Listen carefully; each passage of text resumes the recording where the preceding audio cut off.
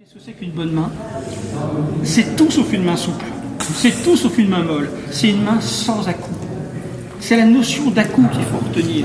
C'est pas la notion de poids. Au contraire, le cheval, il a besoin d'avoir du poids. Sauf que c'est lui qui va venir le chercher, le poids. C'est pas vous qui allez lui imposer. Vous voyez, vos mains, à un moment, elles vont trouver leur place. Vos jambes vont pousser le cheval en avant. Le cheval va venir s'appuyer sur son mort. Principe du balancier, il en a absolument besoin pour engager l'arrière-main. D'accord? Donc une bonne main à la chasse, d'abord la première chose, c'est avant tout une main qui ne donne pas d'à-coups. Trop souple, trop molle, le cheval dans le vide, pas du tout un service qu'on lui rend. Le cheval trop dur, ok, on reprend trop brutalement, trop sévèrement. Et ça, la bonne main, c'est la main qui ne va pas donner d'à-coups. C'est la main qui est constante. En revanche, si mes mains sont posées, sont fixes, en revanche, mes doigts vont être en permanence en train de jouer des gammes. Je vais jouer dans mes doigts. Droite, gauche, avant, arrière, mais ma main est bloquée.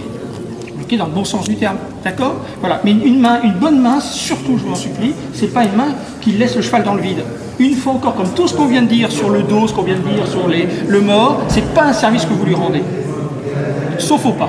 On est d'accord? Pas, on peut lui foutre la paix. Et encore, il faut garder le contact.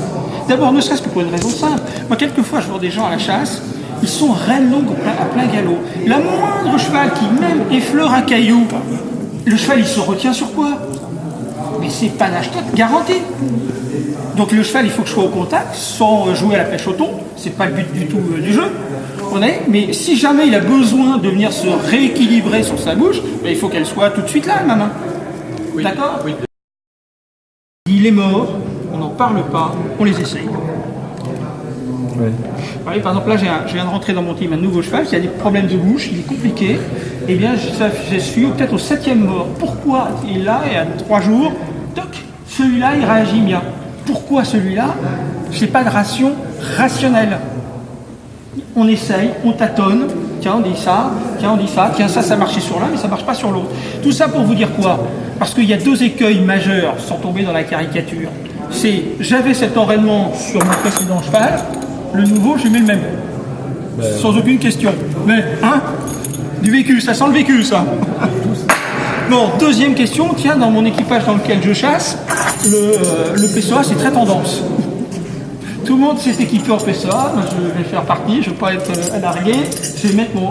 Ben non, ça ira peut-être très bien pour un chat, il ne sera pas pour l'autre. D'accord? Donc les morts, il ne faut pas avoir peur.